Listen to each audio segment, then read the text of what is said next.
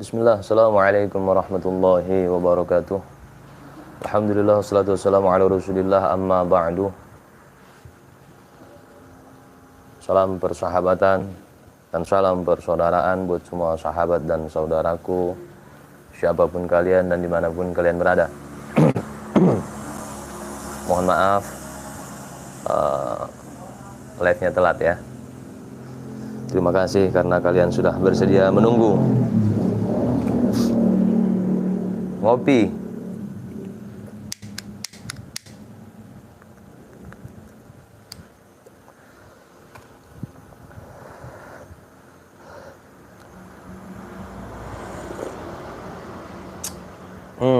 Keren.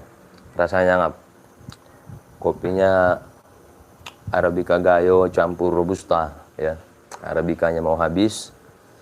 Satu gelas nanggung, ya udah campur Robusta. Mantep. Oke.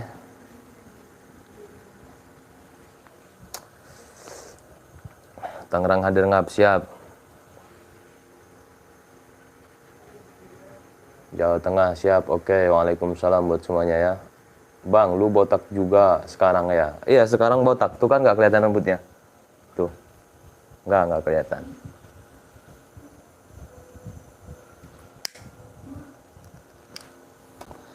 Tadi saya rencananya mau live lebih awal. Tadi habis makan bakso ya. Jadi rencananya sambil nunggu bakso, mie ayam baksonya, sambil nunggu agak hangat dikit, mau live gitu. Mau live di tempat bakso ya. Cuma nggak jadi. Saya udah pasang judul, tiba-tiba berisik ya. Pengunjung ramai, anak-anak yang ngegame di situ. Jadi saya tidak mau mengganggu mereka, juga saya tidak mau terganggu oleh mereka. Taulah kalau anak-anak mabar gimana berisiknya ya kan. Akhirnya ya udahlah, taruh HP dulu. Live udah dijadwalin, akhirnya makanya telat ya. Terima kasih buat semua yang sudah menunggu, dan waalaikumsalam warahmatullahi wabarakatuh untuk semua salamnya. Dari awal sampai akhir, mohon maaf nggak bisa kebaca satu-satu ya. Bikin kibin-kibin panas bung. Mereka itu ya muhibbin, bukan budak ya.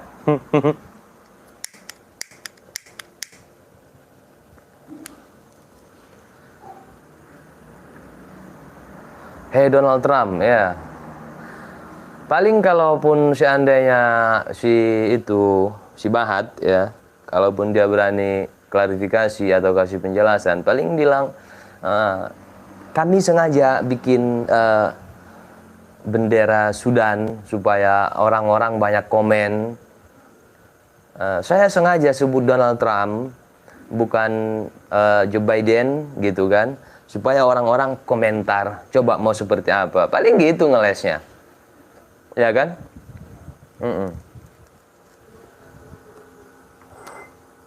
Kayak siapa? Si Kurtubi sengaja salah. Sengaja salah.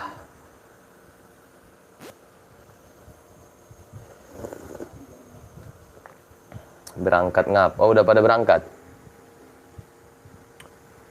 Rizik enak banget mencong yang ngomong ya. Nggak perlu harus izin ini, izin itu. Nah itu. Begitu. Maksudnya apa? Sekalipun melanggar peraturan negara, peraturan pemerintah, nggak perlu. Berangkat aja ke sana. Moncong dia nggak berangkat. Jangankan ke Palestina, ke Papua nggak berani. Mengkerut bijinya. Kerjaannya provokasi doang.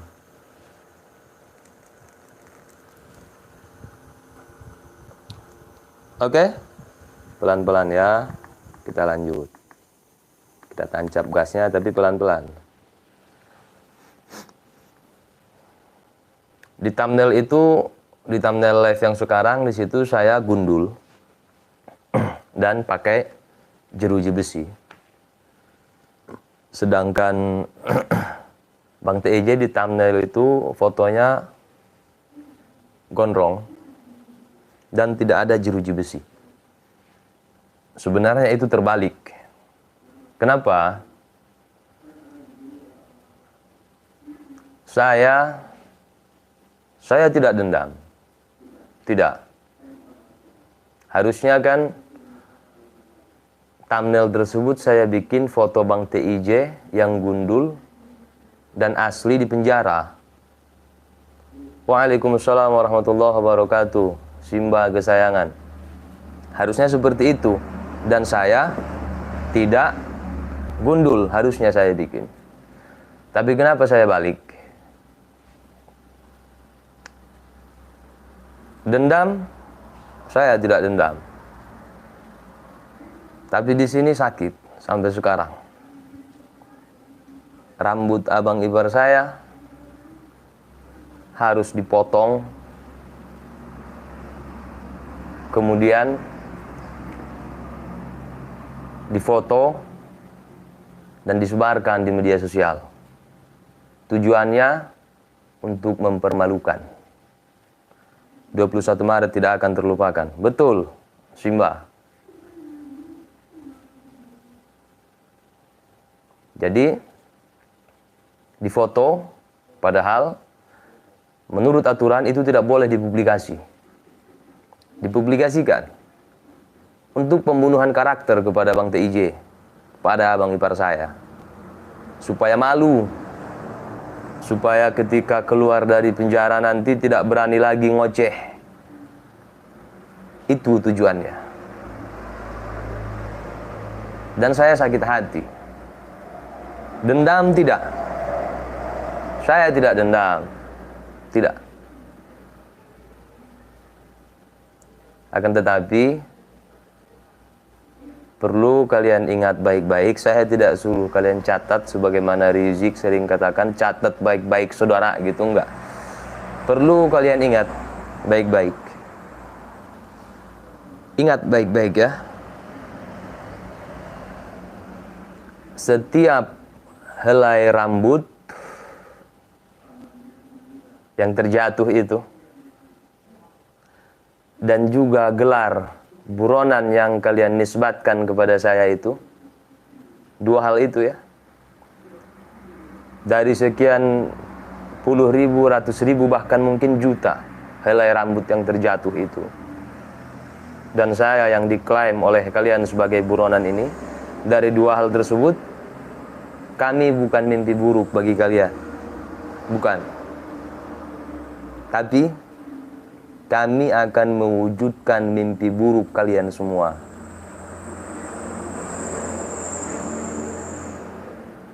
Itu. Simba, rambut papa yang jatuh ke lantai akan titik-titik. Titik-titik-titik-titik. Doa terbaik untuk Alwi. Itu perlu kalian ingat baik-baik ya. Kalian semua, siapapun kalian yang terlibat.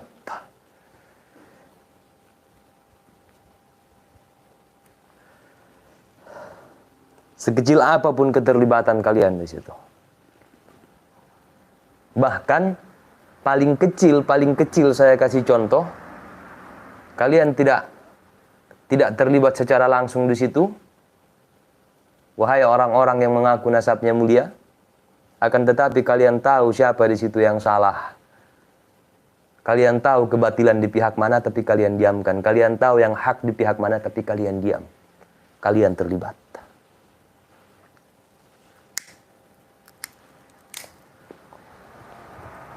Begitu ya.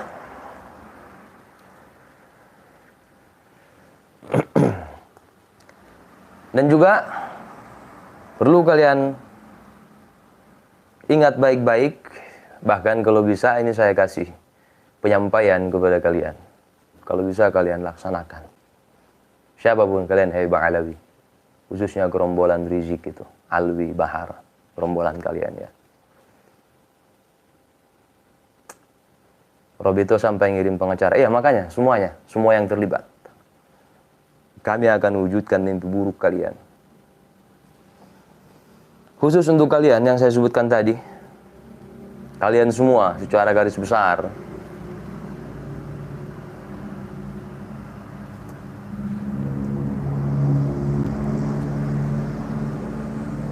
Kalian ingin rambut itu dipotong,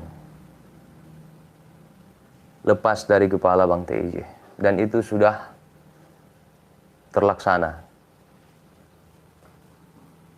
Dan kalau saya tidak salah ingat, rambut itu tidak dibawa pulang oleh Bang TIJ. Rambut itu tidak disimpan oleh Bang TIJ, enggak. Kalian ambil itu rambut, kalian tes DNA. Kalian mau tahu kan siapa TIJ? Rambutnya ada segini panjang dulu, hampir 1 meter itu rambut, setengah meteran ada panjangnya. Setahu saya Bang TIJ tidak bawa pulang itu rambut. Kalian ambillah itu rambut, kalian tes DNA, biar kalian tahu. Kalian kan takut rambut kalian untuk dites DNA, takut kan? Takut kalian semua, pengecut kalian. Sudah saya bawa pulang, Bung. Oke, Bang. Tapi seandainya ada dari pihak mereka meminta, kasih, Bang. Nggak apa-apa.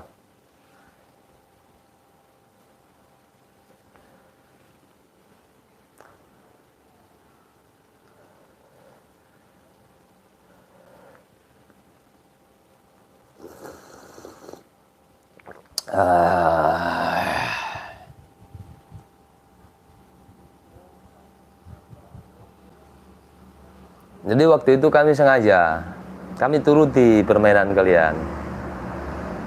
Supaya apa? Supaya, bentar, nggak boleh, Bung.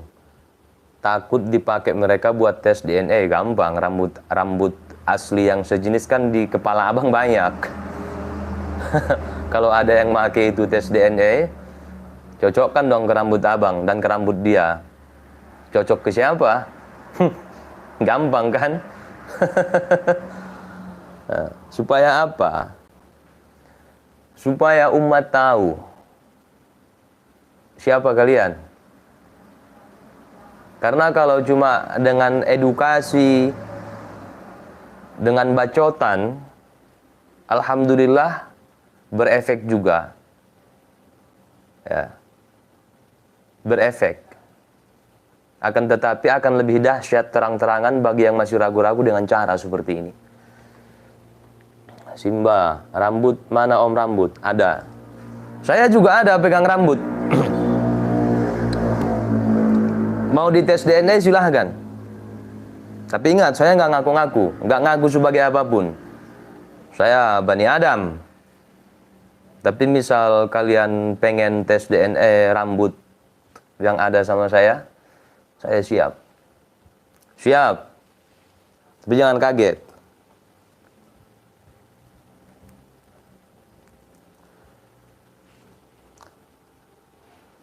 Jadi bacotan berefek. Saking berefeknya bacotan tersebut, mereka panik. Panik. Sehingga membuat strategi yang licik, yang jahat. Tapi kita turut, ya. Kita turuti. Dengan begitu nanti kita bisa menyuguhkan fakta kepada umat, kepada rakyat, kepada masyarakat, bukan cuma sekedar bacotan, tapi ada pembuktian.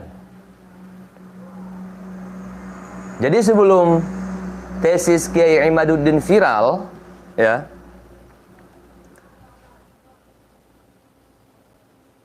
kita sudah menempuh resiko. Saya diklaim sebagai buronan. Di konten-konten mereka katakan buronan umat Islam, habaib dan ulama. Kemudian di website mereka, di media mereka itu, ketika berbicara seorang TIJ YouTuber Aceh ditangkap dengan narasi fitnah mereka buat, kemudian disambung ke nama saya, dan kini Ikmal Lubis pun buron. Berarti buron di situ buron dari pihak kepolisian. Ya. Sebegitu licik.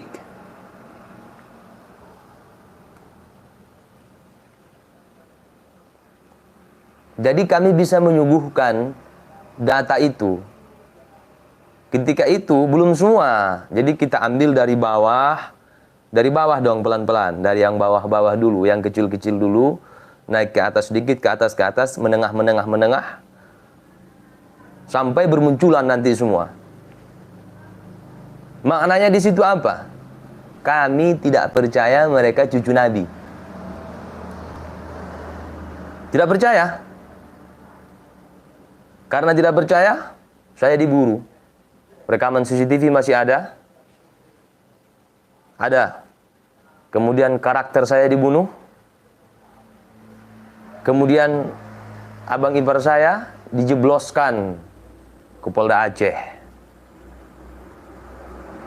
Dengan cara yang licik. Fitnah. Dan itu kita suguhkan. Jadi dengan kata lain, wahai kalian rakyat Indonesia, khususnya wahai kalian umat Islam, lebih khusus lagi wahai kalian yang mengagung-agungkan orang yang mengklaim memiliki nasab mulia sambung kepada Nabi, inilah mereka. Inilah mereka tukang fitnah. Inilah mereka memiliki cara-cara yang keji untuk membungkam mulut orang yang tidak mengakui bahwasanya mereka cucu Nabi. Udah paham kan kalian? Dan itu bukan cuma sekedar bacotan, lewat pembuktian. Buktinya, Bang TIJ di penjara. Oh, dia akan dipenjara karena melanggar hukum. Laporannya apa, yang diberitakan apa. Itu. Nggak ada kata-kata surat panggilan pertama, surat panggilan kedua, surat panggilan ketiga, itu nggak ada. Tidak ada. Langsung dijemput. Bukan cuma dengan 1-2 orang, puluhan aparat. Puluhan aparat, tidak dengan tangan kosong. Tapi pakai ini. Pakai ini. Pakai ini. Seperti menjemput teroris. Kenapa? Ternyata laporannya kepemilikan Senpi.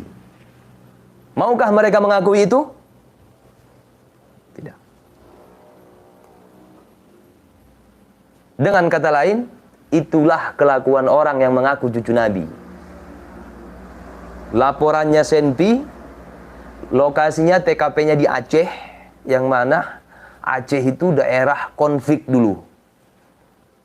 Senpi itu isu yang sangat sensitif di sana. Dan itu mereka mainkan.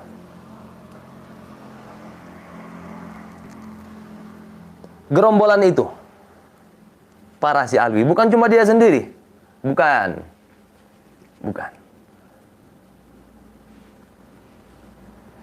Walaupun di pelapor nama dia, tapi yang bermain di situ bukan cuma 1 orang.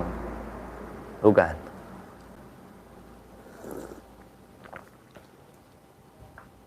Kita udah tahu, tapi kita sengaja menuruti itu semua. Supaya apa? Supaya kalian melihat fakta itu. Logikanya, kalaulah mereka tidak betul-betul membuat laporan kepemilikan Senpi, kemudian saya dan Bang TIJ katakan, maka kami fitnah dong. Kalau kami fitnah, ini masalah sudah sampai ke ranah hukum ke Polda. Harusnya kami dijemput dong, karena sudah membuat hoax, menyebarkan berita bohong yang mana itu sudah ditangani oleh kepolisian. Kalau kami yang berbohong, kalau kami yang berdusta. Tapi tidak apa-apa. Kami tidak dipanggil, apalagi ditangkap. Kenapa? Yang kami sampaikan benar. Mereka nggak berani mengakui itu. Mengerikan itu ngap. Untung nggak didor Bang TIJ. Gile laporan Senpi. Iya. Maka saya bilang, di Aceh itu, Senpi itu isu yang sangat sensitif. Bukan isu sensitif, tapi sangat sensitif. Karena Aceh dulu, puluhan tahun lamanya itu daerah konflik.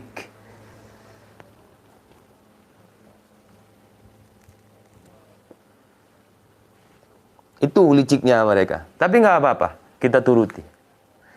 Kita turuti. Walaupun di awal itu tidak masuk bagian dari rencana kami. Di awal kita udah mengendus, kita udah punya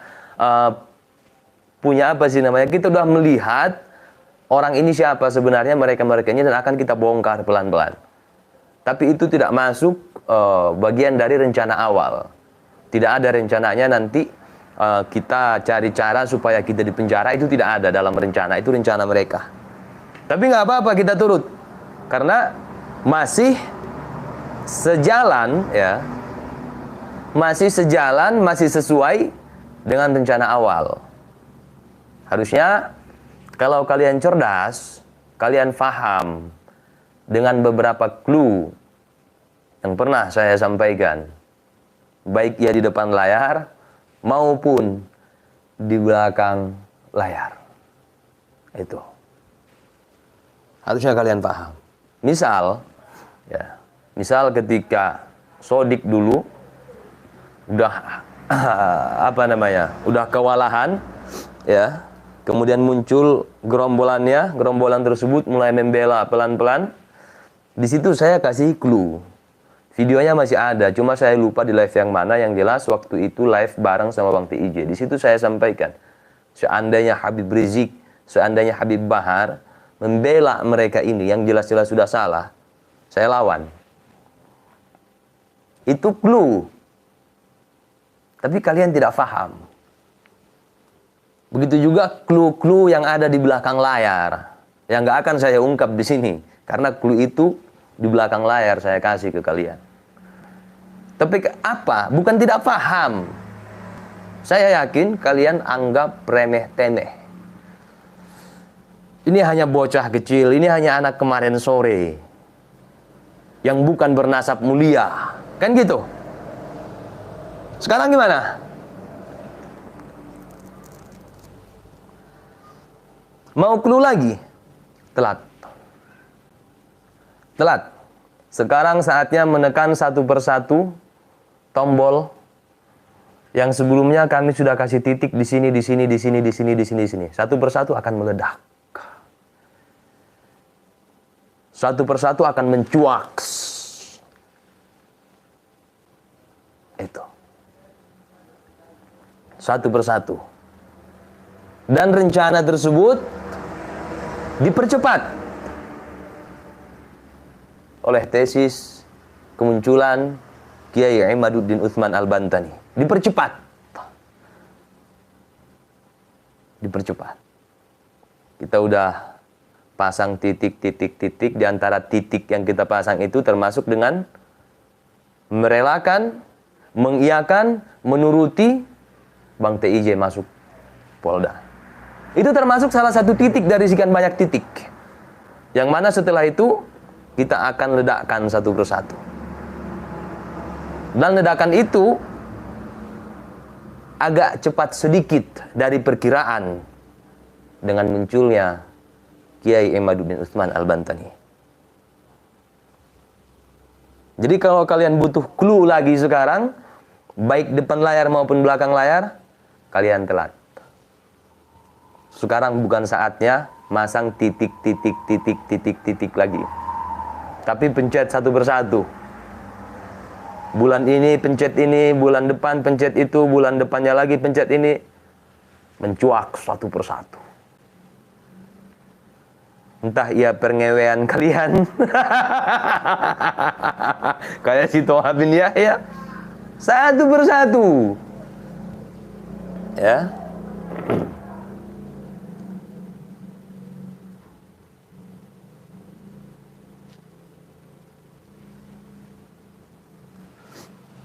Satu persatu.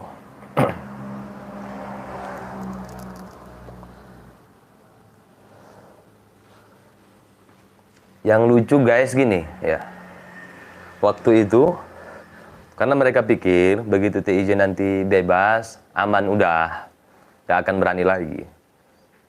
Tapi pelan-pelan muncul. Mereka kaget.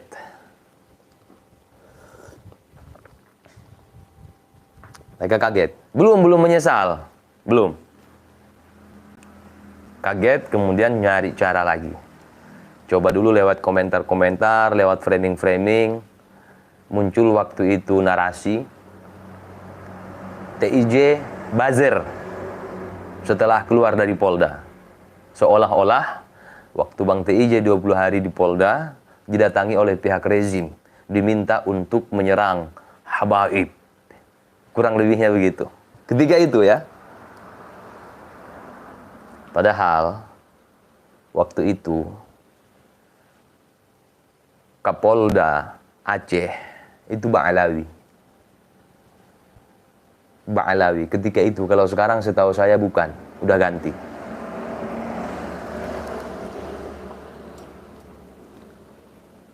Kapoldanya itu dulu Ba'alawi. Marganya saya lupa, kalau nggak salah Al-Haddar ya, kalau tidak salah. Telepon polisi buat nekan TIJ, Bung. Iya. Tapi itu di belakang layar. Tapi di depan layar muncul narasi-narasi TIJ ini orangnya rezim. Setelah TIJ masuk Polda, kemudian disuruh oleh pihak rezim untuk menyerang habaib. Itu narasinya. Depan layar. Padahal di belakang layar mereka nelpon aparat untuk membungkam Bang TIJ itu. Ditekan. Haidar. Ya Haidar namanya. Marganya yang saya bilang. Marga kalau nggak salah Al-Haddar.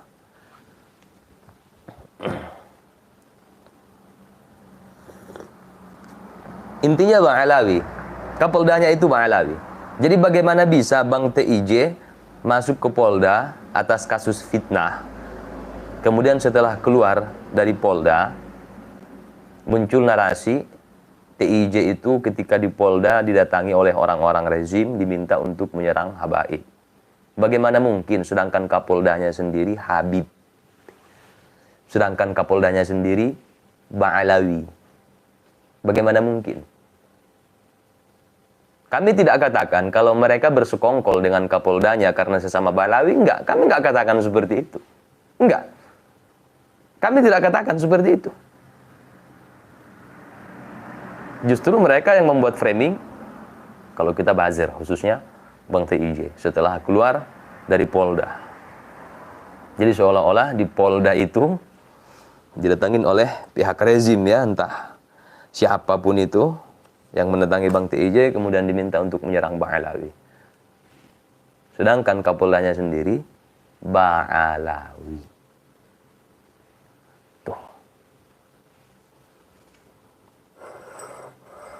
Dan Robito, kalian jangan diam-diam baik. Tapi nggak apa-apa. Kalian mau bersuara atau tidak, kalian mau diam terus, nggak masalah bagi kami. Tetap akan kami pencet, akan kami tekan satu persatu tombol itu. Perlahan mencuak. Kan ada juga pengacara Robito ikut. Ada. Jadi itulah cerminan mereka sebelum tesis viral, sebelum tesis Kiai Imad ini viral tentang pembatalan nasab mereka. Cerminan mereka seperti apa? Tidak percaya kalau mereka cucu Nabi, maka akan dicari cara, segala macam cara untuk membungkam. Entah ia diintimidasi, entah ia dipersekusi, entah ia dilaporkan ke polisi. Segala macam cara. Dan sudah terbukti. Ke saya pembunuhan karakter bertubi-tubi, ke Bang TIJ juga, bahkan bukan cuma itu. Difitnah sampai masuk ke penjara. Karena apa? Nggak percaya kalau mereka cucu Nabi, itu doang masalahnya.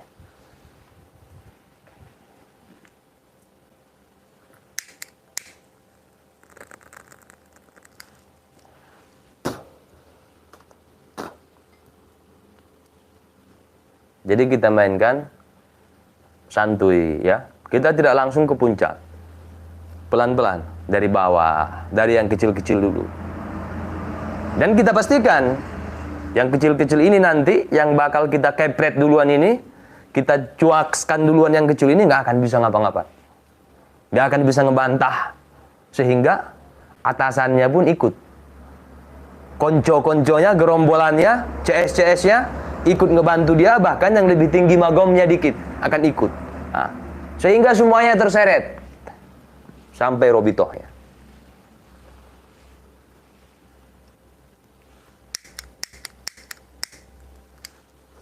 Oh, kenapa dibongkar, Bung? Karena sudah kejadian. Kalau belum kejadian nggak akan saya bongkar. Kalau belum kejadian rencana tersebut, ya. Kalau belum kejadian kemudian saya bongkar, itu bahaya. Nanti ada oknum-oknum mereka yang bermasalah sama kita, nggak kuat, ya, minta tolong, mereka nggak akan mau bantu. Tapi udah kejadian, makanya saya bongkar. Udah terlibat kan semua? Sudah. Sampai Robitoh, ya. Baik dari kelompok yang radikal maupun dari kelompok yang lembut. Baik yang tukang dawir maupun yang tukang ngewe bini orang. Udah muncul kan semua?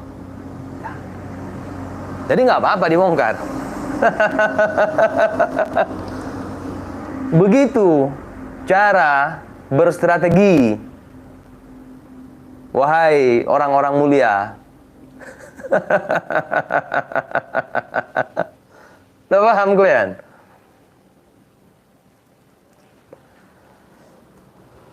Saya bocorkan ini ya biar kalian semangat, ya, biar kalian semangat membangun strategi baru. Walaupun udah bonyok, babak belur, pecah telur, tapi nggak apa-apa, ya.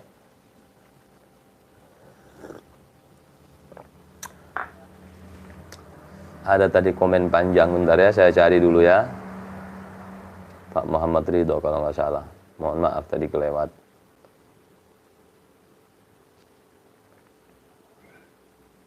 Bung, live-nya antum, viewernya rame dibanding live, nggak masalah. Mau rame mau enggak, yang penting tetap sampaikan. Mana tadi? Oh ini. Kata Alwi, Ana bisa telepon kapanpun dan kasus antum akan dinaikkan lagi TIJ karena kasus antum itu menggantung 20 tahun. Nah itu contoh yang sangat nyata fitnahnya, dustanya, demi menakut-nakuti, demi membungkam seorang Teguh Iqbal Johar. Karena setelah bebas, masih merosting mereka, masih ngebongkar mereka, ya. Perkataan Alwi tersebut bukan di belakang layar, bukan. Seandainya perkataan tersebut di belakang layar, kemudian kami publikasikan, pasti mereka pendukungnya, pengikutnya, budaknya akan bilang itu fitnah. Tapi perkataan Alwi tersebut di depan layar, menggantung 20 tahun. Entah pasal dari mana itu. Menggantung 20 tahun. Dusta yang sangat nyata. Demi membungkam seorang TIJ. Di depan layar. Disaksikan oleh ribuan orang, puluhan ribu, sampai ratusan ribu orang, di-share, di-re-upload oleh berbagai channel. Dia nggak takut itu. Dia nggak malu itu. Kalian salah gertak ngap. Kami bukan tipe orang yang bisa digertak.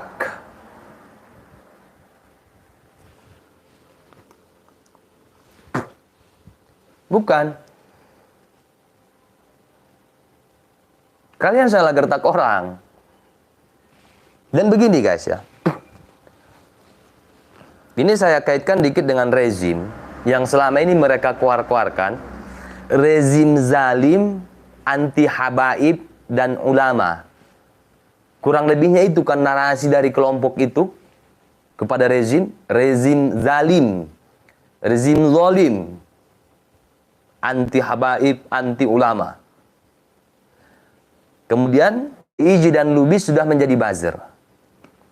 Nah gini, seandainya betul pernyataan mereka itu bahwasanya rezim zolim, anti habaib, dan ulama, kemudian seandainya betul kami ini khususnya Bang TIJ buzzer, harusnya sangat mudah ataupun kejadian tersebut akan kami jadikan sebab untuk memenjarakan mereka semua. Bisa kan lapor balik? Bisa. Apalagi buzzer tentu akan sangat didukung oleh rezim. Apalagi mereka yang mau kita lapor balik ini adalah musuhnya rezim. Akan sangat mudah. Tapi kejadian nggak? Tidak kejadian. Si Alwi mengatakan hukumannya itu menggantung 20 tahun. Padahal itu tidak ada pasalnya. Tidak ada undang-undangnya. Tidak ada dasarnya di negara hukum Kesatuan Republik Indonesia. Kalaulah betul rezim anti Habib, apalagi anti kelompok mereka, pemerintah tidak salah menangkap dia. Karena telah membuat undang-undang palsu, pasal palsu, penyebaran berita bohong segala macam. Yang berkaitan dengan institusi Polri. Tapi dia bebas. Di mana zalimnya? Itu kalau kalian mau berpikir.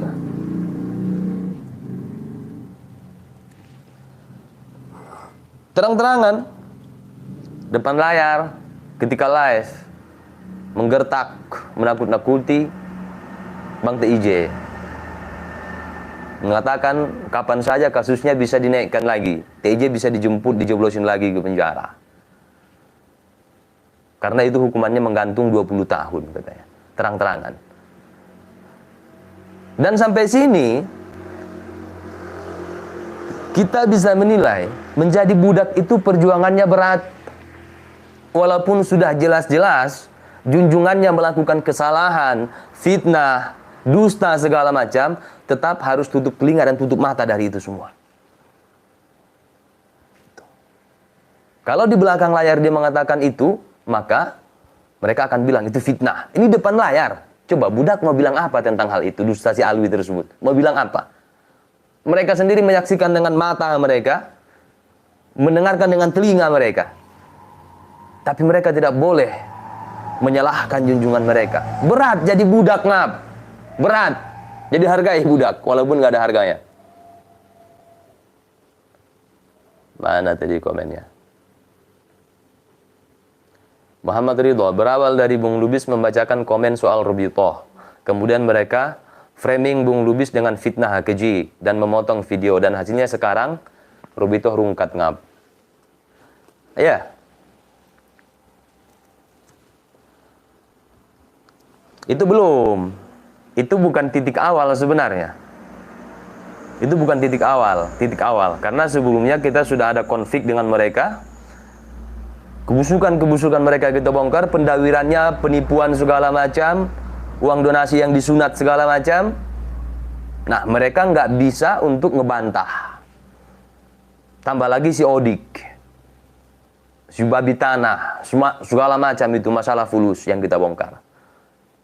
Mereka tidak bisa, maka muncullah cara-cara licik tersebut. Salah satu cara liciknya yang pertama mereka lakukan yaitu mengedit video saya. Memotong video saya, kemudian disebarkan.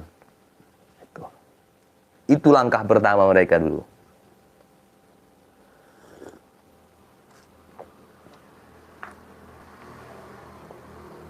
Makam wali palsu pun dah rungkat. Ya. Tapi saya nggak mau bilang kalau itu kualat ke saya. Saya tidak akan bilang Robitoh kualat ke saya, enggak. Tidak. Setahun lebih yang lalu, saya pernah bahkan sering menyampaikan, saya tidak takut kualat kepada Ba'alawi. Saya tidak takut kualat kepada Habib, siapapun orangnya. Saya tidak takut kualat kepada orang yang mengklaim kalau dia cucu Nabi. Tidak, saya tidak takut kualat. Akan tetapi, saya akan takut kualat manakala saya diam kepada kebenaran. Saya tahu itu benar, tapi saya tidak suarakan, saya diamkan, saya tutup-tutupi. Bahkan saya bela yang salah. Kualat itu yang saya takutkan. Dan itu berlaku bukan cuma ke saya, kepada siapapun. Masih ada kontennya, udah 1 tahun lebih itu. Kurang lebihnya 1 tahun itu. Saya takut kualat kepada kebenaran.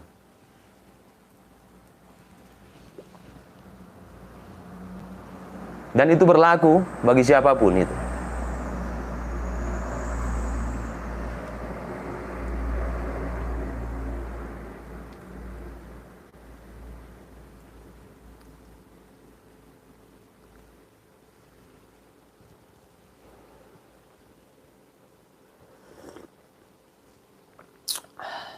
Jadi semua masih sesuai rencana awal, walaupun ada beberapa kejadian yang tidak masuk dalam perencanaan, seperti Bang TIJ dilaporkan ke penjara, dimasukkan ke penjara, akan tetapi kita masukkan ke dalam rencana. Dan itu sangat membantu mempercepat rencana kami. visi misi kami. Begitu juga dengan kemunculan Kiai Imad, nah, itu juga tidak ada dalam perencanaan. Ya. Akan tetapi, itu sejalan, maka mempercepat. Bung, clue tadi gimana? Asumsi apa ada bukti? Clue tadi itu pernah saya sampaikan di live. Saya udah bilang tadi kan. Masih ada live-nya, cuma saya lupa di live yang mana. Yang jelas itu live bareng, live bersama, bareng dengan Bang TIJ. Saya sampaikan di situ, seandainya Habib Rizik, seandainya seorang Habib Bahar, mereka muncul membela kelompok ini, kita libas, kita lawan. Ada itu. Ya, ada. Dan Bang TIJ juga sebelum diangkut ke Polda, dijemput, beberapa hari sebelumnya sudah ngasih clue itu. Sudah, cuman itu videonya udah nggak ada, dihapus. Ketika Bang TIJ di Polda, YouTube disita. Jadi video-video yang ada merekanya itu dihapus. Gitu. Bentar ya.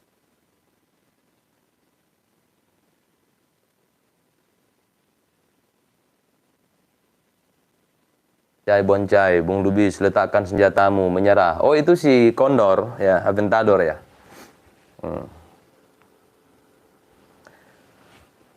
Jadi gampang sebenarnya. Kenapa video-video itu harus dihapus? Kalau itu fitnah. Kalau bagi mereka kan fitnah.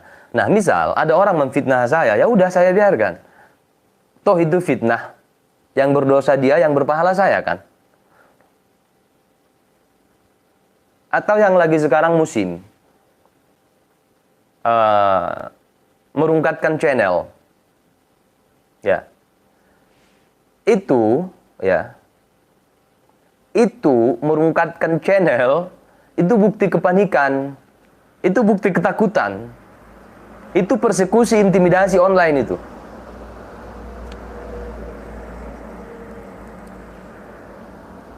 Kapan Aventador akur dengan Bang Saidil? Saya tidak katakan itu mustahil, tapi sepertinya mustahil.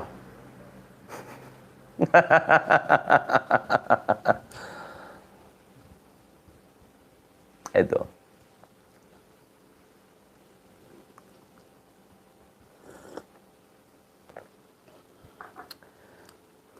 Rizik kapan ke Papua? Gak usah Palestina, Papua dulu. Papua. Jejak digitalnya masih ada. Jadi saya ingatkan kepada TNI Polri, jangan main-main soal Papua. Itu. Jika suatu saat nanti terjadi konflik di Papua, mereka minta merdeka, maka saya akan ajak umat Islam. Kita rame-rame ke Papua, kata Rizik. Moncong. Dobol. TJ Express ngirim paket kilat nggak? Ada nih, Tenyom, saya mau jadi Habib katanya. TJ Express sudah tutup ngap. Ya. TJ Express sudah tutup. Dan yang saya jelaskan tadi, itu bukan cuma kami yang mengalami. Bukan cuma Bang TIJ yang mengalami. Kalau tidak percaya mereka cucu Nabi, ya, maka akan dibungkam. Supaya percaya, akan dipaksa dengan segala cara. Bang TIJ dijebloskan ke penjara dengan kasus fitnah. Saya dibunuh karakternya, dikatain buron segala macam lah. Dan sampai hari ini itu masih terjadi. Kalau dia YouTuber, maka cari cara untuk merungkatkan channelnya. Take down segala macam. Kenapa? Karena nggak percaya mereka cucu Nabi. Itu doang masalahnya. Di Kalimantan, beberapa minggu lalu kan lihat kan viral. Seorang ustadz muda, seorang guru muda, didatengin. Diintimidasi ngap, dipersekusi ngap. Gara-gara bikin story WhatsApp. Bikin status WA. Itu. nggak percaya kalau mereka itu cucu Nabi.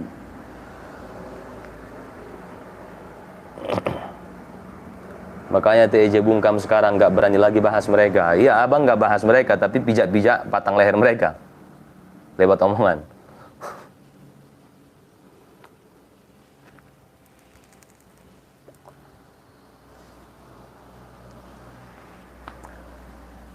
Dan akhirnya sekarang muncul nggak semua?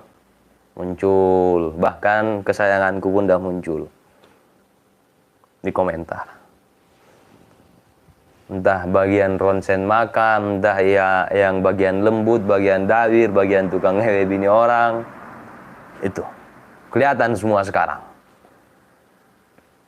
Dan sedikit info saya sampaikan, walaupun bukan info penting karena sudah ada di YouTube. Saya cuma menyampaikan ulang di channelnya Dr. Menachem Ali atau Ustadz Menachem Ali. Di situ dibahas sejarah tentang Yahudi Ashkenazi, yang mana aslinya itu bukan Yahudi asalnya. Cuman kelompok itu memeluk agama Yahudi. Ya. Itulah dari mereka lah tokoh pertama. Ini kalau kesimpulan yang saya ambil ya. Dari mereka lah tokoh pertama yang memunculkan teori meronsen makam. Seorang rabi dari Yahudi. Yahudi suku ke-13. Ya, aslinya Bani Israel Yahudi itu sukunya 12. Mereka yang menjadikan ke-13. Jadi tidak tulen Yahudi. Ashkenazi itu. Rujukannya ada, marojiknya ada. Makam seorang ulama Libanon, itu Rabi Asi, ya Rabi Asi yang diklaim, tapi yang mengklaimnya bukan itu. Seorang ulama Libanon yang hijrah ke Palestina, karena itu kan tetanggaan dekat-dekatan. Mengajar di sana, berdakwah di sana, namanya Syekh Abbad. Wafat di sana, dimakamkan di sana. Sampai di suatu masa, ketika klan ini hijrah, pindah, karena nggak kuat hidup di Eropa, nggak diterima, kalaupun mau hidup di sana harus mau jadi kasta terendah. Mereka balik ke Palestina. Setelah mereka kuat di sana, di Palestina, kelompok ini, makam pertama yang mereka rampok adalah makam Syekh Abbad, seorang ulama. Walaupun di situ dikatakan ulama di situ bukan dari ahli sunnati wal jamaah, tapi dari Syiah. Syekh Abbad. Mereka katakan itu adalah makam Rabi Asi. Rabi Asi. Atas dasar apa dia mengklaim kalau makam ulama tersebut adalah makam rabi mereka? Apakah ada datanya? Tidak ada. Terus saya lupa istilah Ibraninya, tapi kalau di istilah kita umat Islam, sejenis ilmu kasyaf. Atas dasar itulah dia mengklaim kalau makam Syekh Abbad itu adalah makam Rabi Asi. Kayak sejenis kasyaf kalau di kita. Kenapa? Mirip-mirip nggak? Ilmu ronsen makam pertama kali. Teorinya dari seorang rabi Yahudi. Kalau Bahar, teori yang dia ciptakan bukan teori ronsen makam. Akan tetapi, teori fidambi. Nah, fi dambih minal mu'minina yakhruj. Nah, ini Bung Refli. Ini Bung Refli. Oh gitu ya, Dit. Itu mirip kan? Jadi yang ronsen-ronsen makam di Indonesia itu bukan tokoh pertama, bukan dia pemilik teori itu, bukan. Ternyata seorang rabi Yahudi di tahun 1960-an kejadiannya.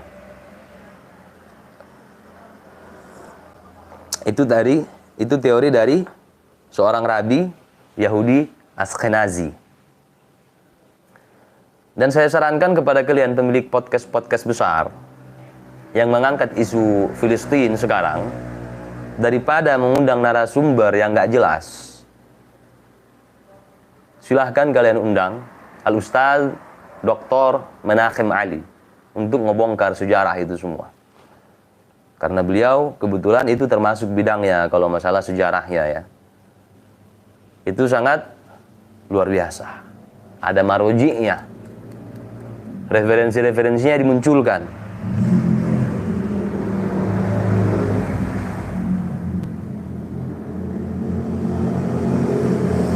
Di sana dikenal dengan Yahudi, di sini dikenal dengan Wahyudi, ya. Terus Bahar gimana? Kalau Bahar, iya beliau filologi, iya filologi, ada kaitan dengan sejarah kan? Ada. Yang diteliti itu kan peristiwa-peristiwa yang berlalu, baik berupa manuskrip dan sebagainya, bukan peristiwa yang akan datang. Kalau yang akan datang itu peramal namanya, nggak? Walaupun bukan sejarawan, tapi filolog itu kan kaitannya dengan sejarah, bukan? Nah gini, Bahar itu kalau dia, saya sudah dari dulu sejak ngerosting dia, ngebongkar dia, saya sudah katakan, saya tidak percaya kalau si Bahar itu Habib. Dengan kata lain, saya tidak percaya kalau dia Ba'alawi. Dan di konten belakangan ini pernah saya sampaikan setelah viral tesis Kiai Imad. Di situ saya katakan, PR buat si Bahar itu dua. Pertama, membuktikan bahwasanya dirinya ini Ba'alawi. Buktikan dulu kalau dirinya Ba'alawi. Seandainya terbukti bahwasanya dia betul-betul Ba'alawi, bahwasanya dia betul-betul bin Smith, baru yang kedua, buktikan nasab Ba'alawimu sambung nggak ke Nabi. Itu udah pernah saya sampaikan. Jadi ada dua PR buat si Bahar. Kalau buat Ba'alawi asli, ya, buat Ba'alawi yang asli siapapun dia, PR-nya satu, membuktikan keabsahan, kesohihan nasabnya. Sedangkan Bahar saya kasih dua PR. Pertama, buktikan dulu kalau dia betul Ba'alawi. Kenapa saya tidak percaya kalau Bahar itu Ba'alawi? Ya gimana mau percaya? Foto sama bapak dia nggak bisa dia tunjukkan. Tapi foto waktu kecil bisa dia tunjukkan. Waktu masih umur 1 tahun, 2 tahun. Foto sama bapak mana? Nggak ada. Yang dia klaim bapak dia Ali bin Smith itu mana? Nggak ada. Saya tidak percaya kalau dia Ba'alawi. Tapi kamu harus percaya, Lubis. Oke, saya percaya kalau dia Ba'alawi palsu. Saya percaya. Ba'alawi tadi palsu. Makanya PR-nya dua. Membuktikan keba'alawiannya, kalau terbukti, membuktikan nasab Ba'alawinya sambung ke Nabi. Dan itu nggak akan bisa. Dan tidak akan pernah terjadi itu. Nggak akan berani dia. Terus Lubis percayanya Bahar itu orang mana? Manado. Itu saya percaya. Manado. Bukan cuma sekedar alamatnya. Tapi sukunya, ya paling suku salah satu suku yang ada di sana. Bukan Ba'alawi. La Ba'alawi, la, ya ikhwan. Itu.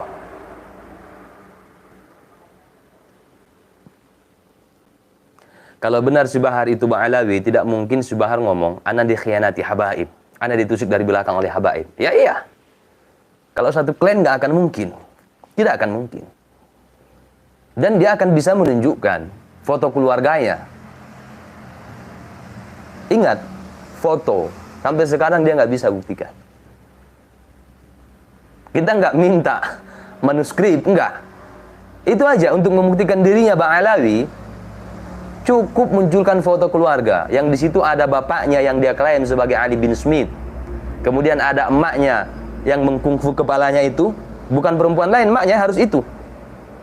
Kemudian ada adiknya yang dia klaim sebagai adik dia, termasuk si Ja'far, termasuk si Zain, termasuk yang perempuan.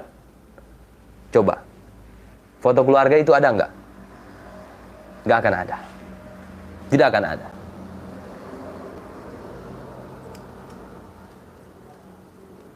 Kalau dia betul Ba'alawi, dia nggak akan linglung tentang nasab dia, yang mengaku cucu ke-29, kemudian 28, 38, bapak 35. Nggak akan. Tidak akan. Kalau dia Ba'alawi. Gampang kan?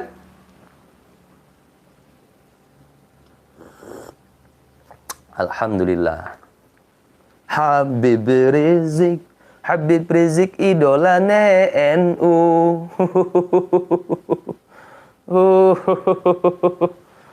Ya. Ya, Bapak 33 bukan 35 ya. 33. Di acara haul disampaikan bapaknya merupakan keturunan ke-33 dari Rasulullah. Di persidangan dia mengaku dia keturunan ke-29 dari Rasulullah. Kemudian diklarifikasi katanya dia bukan 28 tapi bukan 38 tapi 37. Kalau dia Ba'alawi dia nggak akan linglung nasab dia. Nggak akan. Itu. Oke, jelas guys ya? Jelas. Jadi terakhir penutup di live ini buat kalian semua, siapapun kalian, hai Ba'alawi dan gerombolannya, saya yang kalian klaim sebagai buronan ini, buronan segala-galanya, dan abang ipar saya yang rambutnya telah terjatuh, terpotong, setiap helainya akan menjadi mimpi buruk yang nyata. Akan kami wujudkan mimpi buruk kalian. Terima kasih buat semua kehadirannya. Mohon maaf atas segala kesalahan, kesilapan, kekurangan, kekhilafan. Wassalamualaikum warahmatullahi wabarakatuh.